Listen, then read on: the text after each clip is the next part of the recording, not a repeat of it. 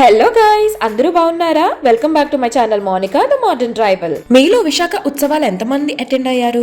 ఈ విశాఖ ఉత్సవాలు కేవలం వైజాగ్ లోనే కాదండి, అనకాపల్లి అండ్ అరకు డిస్ట్రిక్ట్స్ లో కూడా సెలబ్రేట్ చేస్తున్నారు. ఈ ఉత్సవాల మెయిన్ హైలైట్స్ ఏంటంటే live music concerts, marathon run, ఋషికొండలో కయాకింగ్, హెలికాప్టర్ రైడ్స్, భీమ్లీలో అయితే బోట్ రేసింగ్ పెట్టారు.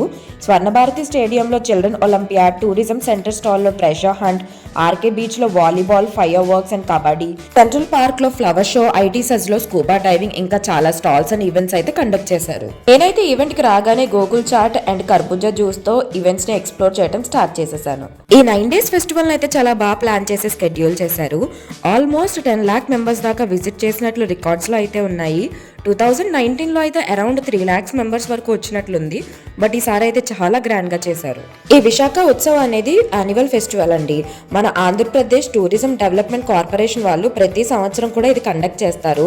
దేనికోసం అంటే మన ఆంధ్రప్రదేశ్ యొక్క కల్చర్ ని, ఆర్ట్స్ అండ్ టూరిజం ని బాగా డెవలప్ చేయడం కోసం. అంతేకాకుండా అందరినీ ఎంటర్టైన్ చేసినట్లు కూడా ఉంటుంది.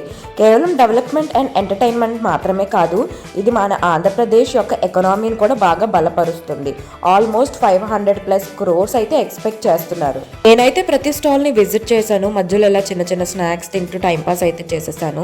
కుదిరినప్పుడల్లా అలా ఒక 2-3 times బీచ్కి వచ్చి అలా ఎంజాయ్ చేసి చాలా హ్యాపీగా ఫీల్ అయ్యాను. అండ్ ఎండ్లో అయితే నేను ఇలా పనసకాయ బిర్యానీ అని చూసాను అనమాట. ఇది ధనప్రియ కిచెన్స్ వారిది అని ఉంది అక్కడ బోర్డు మీద. ఇదైతే జస్ట్ 100 rupees. బిర్యానీ అయితే మాత్రం సూపర్గా ఉంది. పేరుకు పనసకాయ బిర్యానీయే కానీ నోట్లో పెట్టుకుంటే మాత్రం సేమ్ మటన్లా అనిపించింది. చాలా బాగుంది. నేను చాలాసార్లు పనసకాయ బిర్యానీ తిన్నాను కానీ ఇలాంటి టేస్ట్ మాత్రం నేను ఎక్కడా చూడలేదు. లైఫ్లో మాత్రం మర్చిపోలేను. చెప్పాను కదా ఒక 2-3 times అయితే వచ్చానని. ఆ 2-3 times వచ్చిన ప్రతిసారి కూడా ఈ పనసకాయ బిర్యానీ అయితే నేను తిన్నాను.